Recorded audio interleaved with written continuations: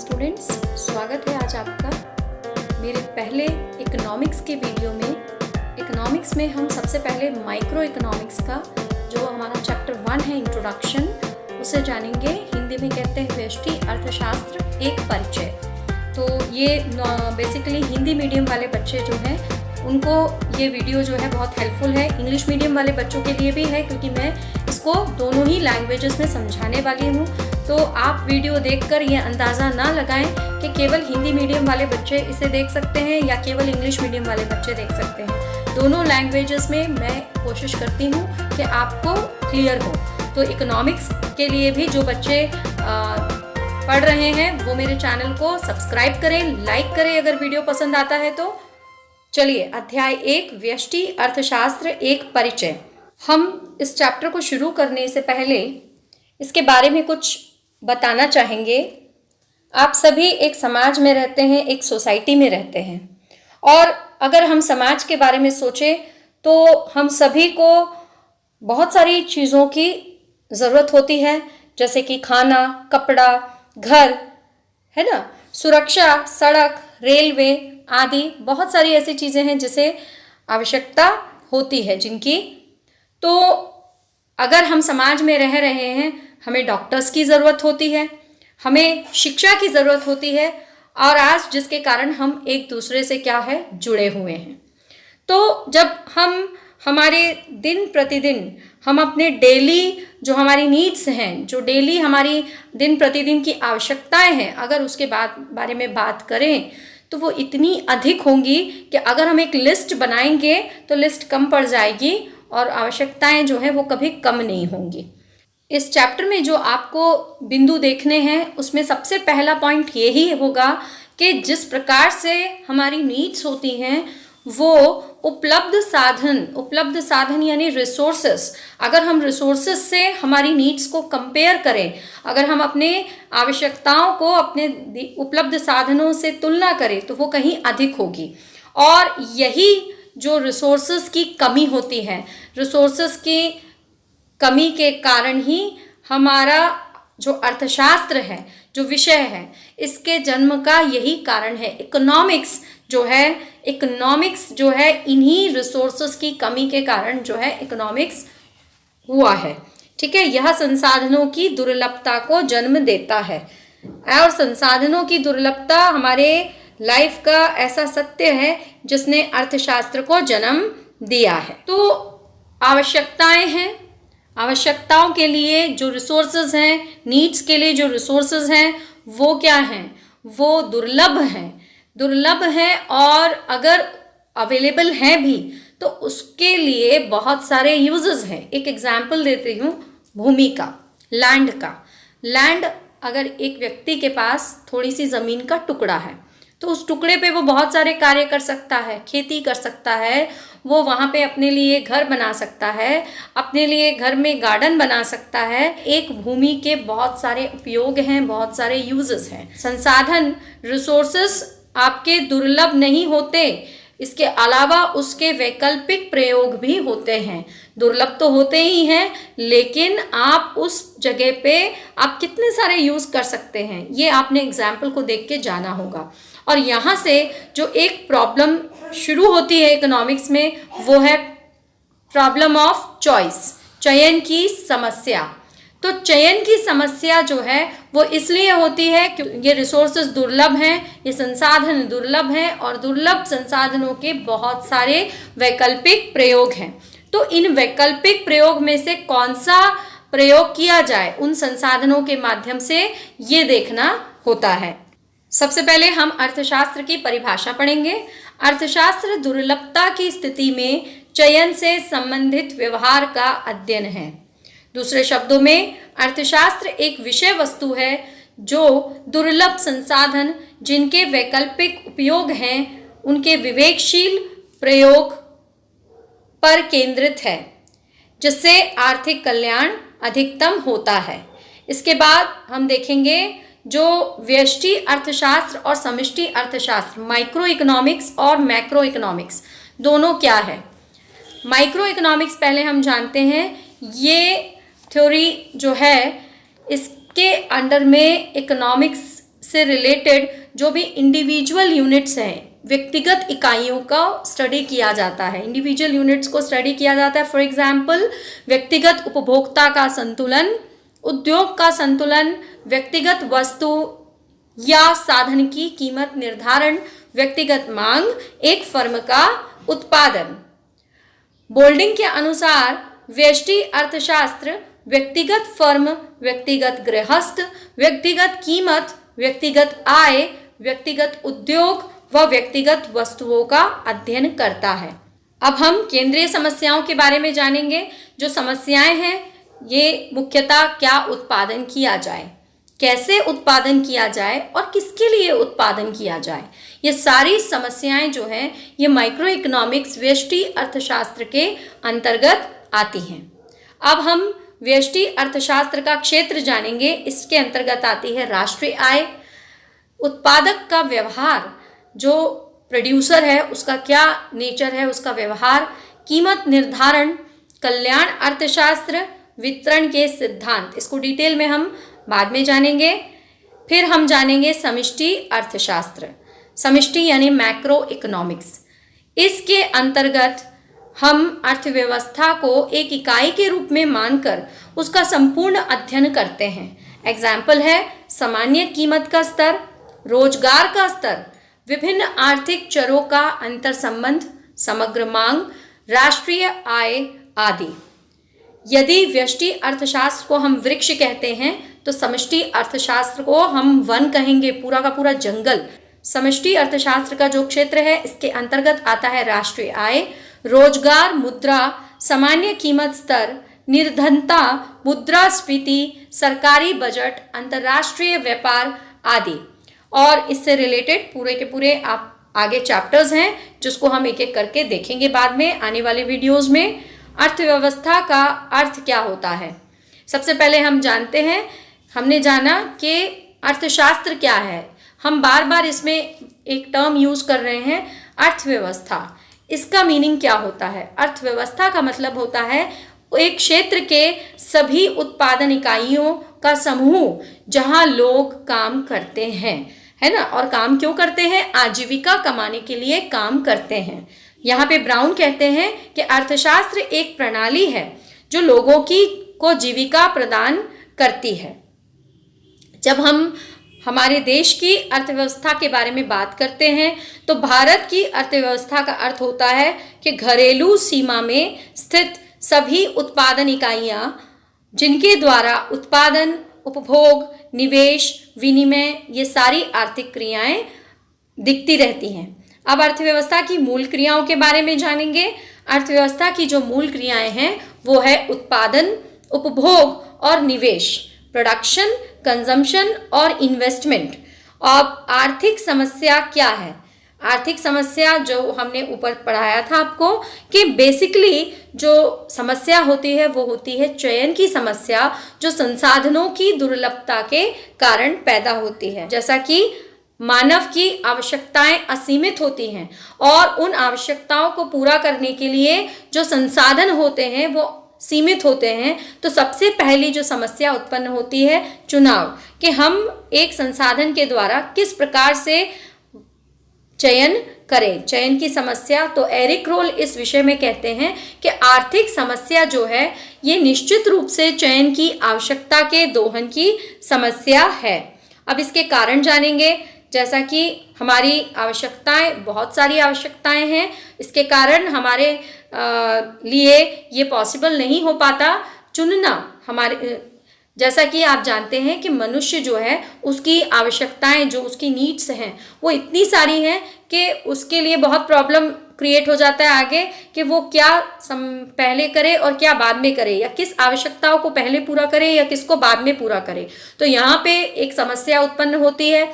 अब उस समस्या का दूसरा जो यहाँ पे आर्थिक समस्या उत्पन्न होने का कारण ये है कि जो भी हमारी आवश्यकताएं हैं उसको पूरा करने के लिए हमारे पास जो संसाधन हैं वो भी सीमित हैं, प्लस जो संसाधन हैं उनके बहुत सारे यूज़ हैं, है ना, एक यूज़ नहीं है। आपको मैंने एक एग्जाम्पल बताया भूमि, तो आप भूमि को कई प्रकार से उसका उपयोग कर सकते हैं।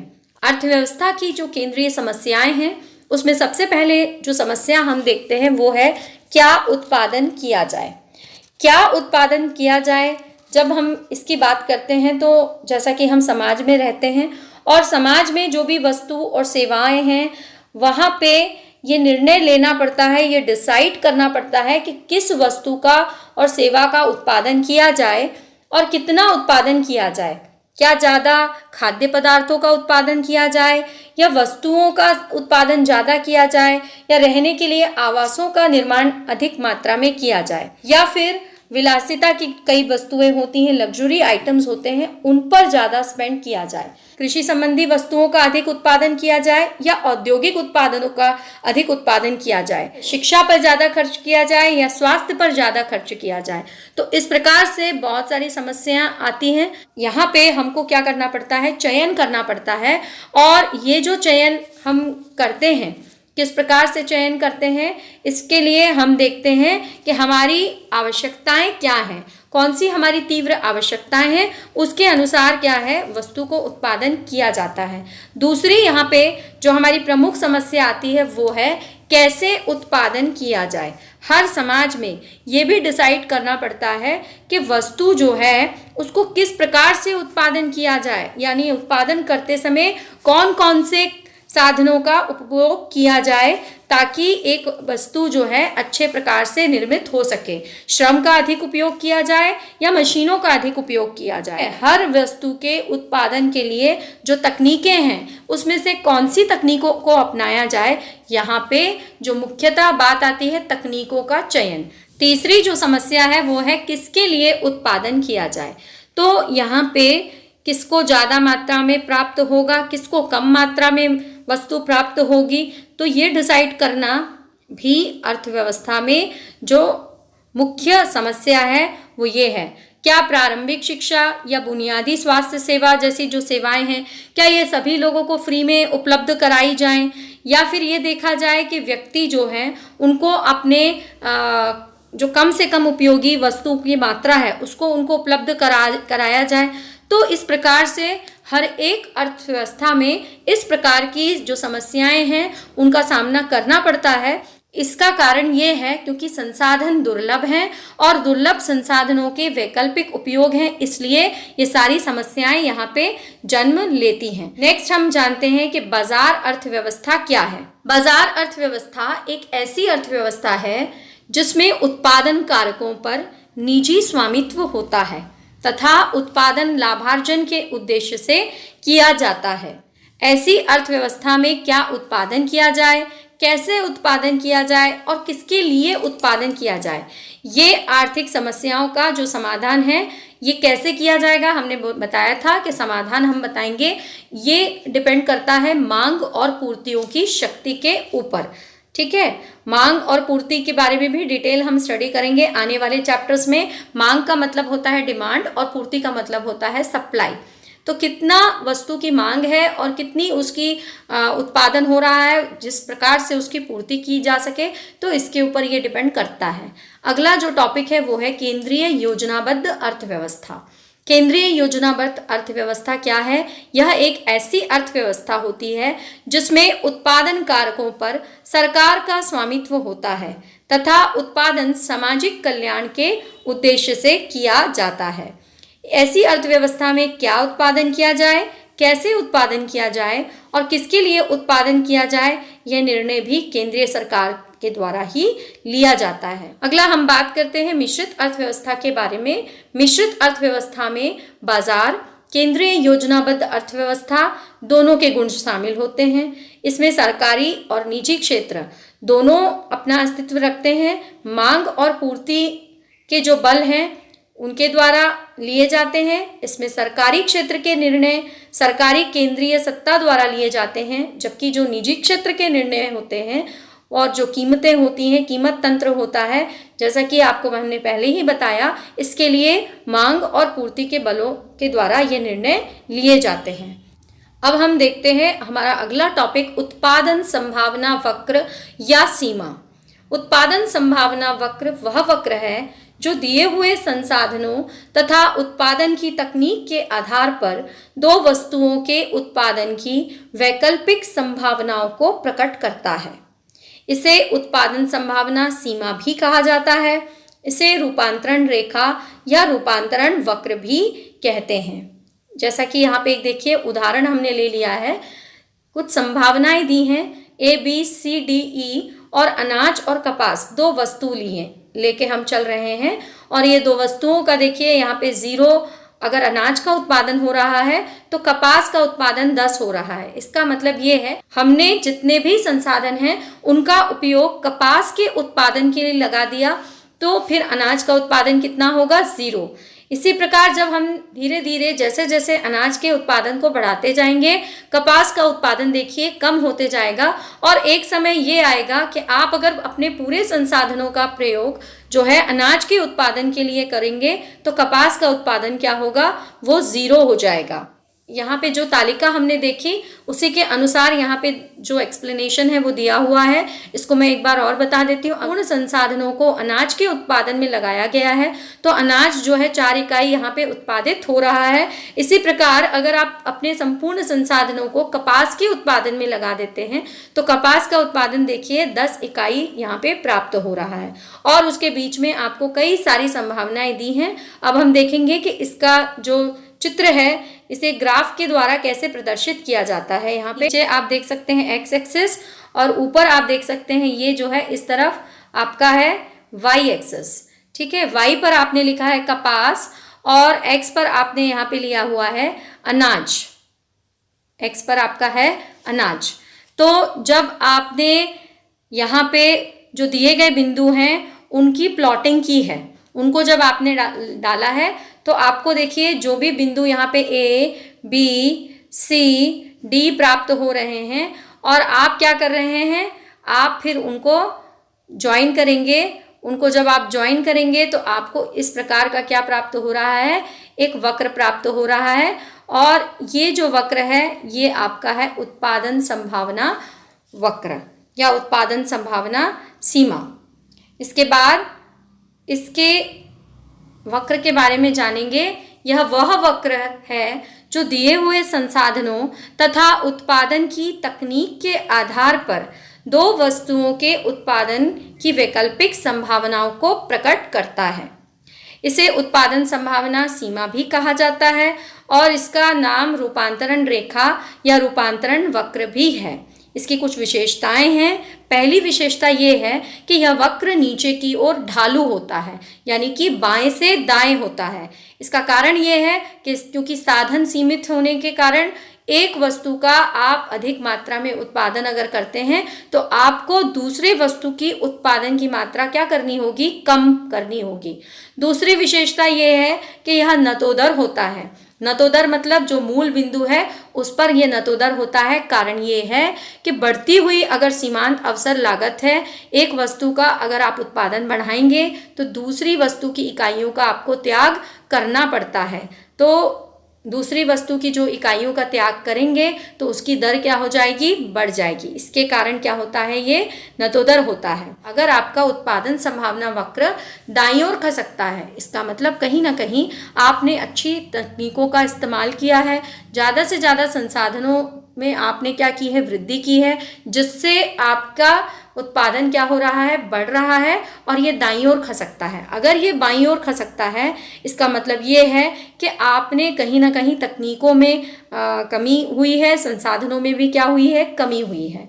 ये वक्र उन सभी कारणों से दाईं ओर खिसकेगा जिनसे अर्थव्यवस्था की उत्पादन क्षमता और संसाधनों की मात्रा का कुशलता से में सुधार होता है।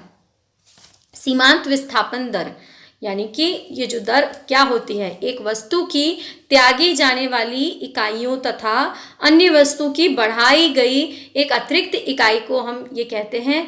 और इसको अगर हम फॉर्मूले में लिखेंगे तो यहाँ पे MRT है ना, इसका मतलब होता है सीमांत विस्थापन दर जो है, इसका मतलब है delta Y by delta X, यानी कि Y की वस्तु जो Y है उसमें परिवर्तन जो है डेल्टा जो है प्रदर्शित करता है परिवर्तन, y वस्तु में परिवर्तन बटे x वस्तु में परिवर्तन जो है आपकी सीमांत विस्थापन दर कहलाती है।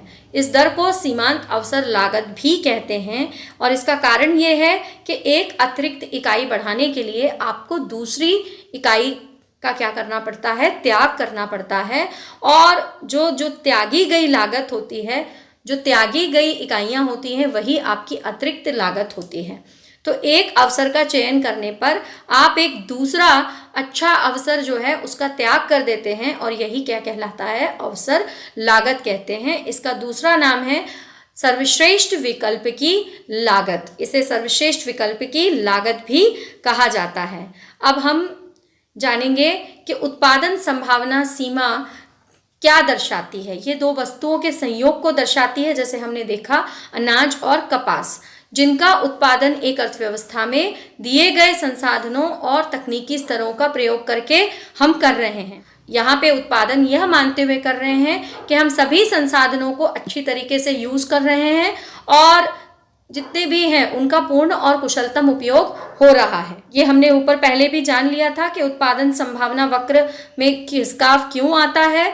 खिसकाव होने के कारण अगर ये दाईं ओर खिसकता है तो इसके कारण है संसाधन में वृद्धि, तकनीकी प्रगति, कौशल भारत अभियान प्रशिक्षण, सर्व शिक्षा अभियान, स्वच्छ भारत अभियान, योगा प्रसार योजनाएं, बेटी बचाओ बेटी पढ़ाओ, भारत में बनाइए, विदेशी पूंजी में वृद्धि। और अगर ये बाईं ओर खसकता है तो इसके कारण है संसाधन में कमी, तकनीकी अवनति, प्राकृतिक आपदा जैसे कि बाढ़, भूकंप, सुनामी आदि, सामाजिक कुरीतियां, प्रवास, युद्ध और आतंकवाद। अगर कोई परिवर्तन नहीं हो रहा है तो इसका मतलब है कि संसाधनों का स्थानांतरण हुआ है और बेरोजगारी उन्मूलन कार्यक्रम जो हैं वो चलाए जा रहे हैं। अब हम जानेंगे सकारात्मक तथा आदर्शात्मक आर्थिक विश्लेषण। सकारात्मक को ही हम वास्तविक आर्थिक विश्लेषण कहते हैं। इसके अंतर्गत यथार्थ का अध्ययन किया जाता है, यानी इसमें क्या था और क्या है, इन वास्तविक कथनों का विश्लेषण जो है यहाँ पे किया जाता है। उदाहरण जैसे कि भारत की जनसंख्या 1951 में कितनी थी और आज वर्तमान में कितने लोग गरीबी रेखा से नीचे अपने जीवन को व्यतीत कर रहे हैं। इस प्रकार के जो कथन होते हैं इसकी जांच हम करते हैं इस आर्थिक विश्लेषण में। अगला है आदर्शात्मक आर्थिक विश्लेषण। इसमें क्या होना चाहिए से संबंधित हम विश्लेषण करते हैं और आदर्शात्मक परिस्थितियों का अध्ययन किया जाता है इसमें, और इसकी प्रकृति जो होती है वो सुझाव देने की होती है। एग्जाम्पल जैसे भारत में आय और धन की असमानताओं को कम करने के लिए सरकार को क्या करना चाहिए, अमीर लोगों पर ज़्यादा टैक्स लगाने चाहिए और गरीब लोगों को सहायता प्रदान करनी चाहिए। तो ऐसे अगर कथन होते हैं तो उसकी जांच यहाँ पे संभव नहीं होती।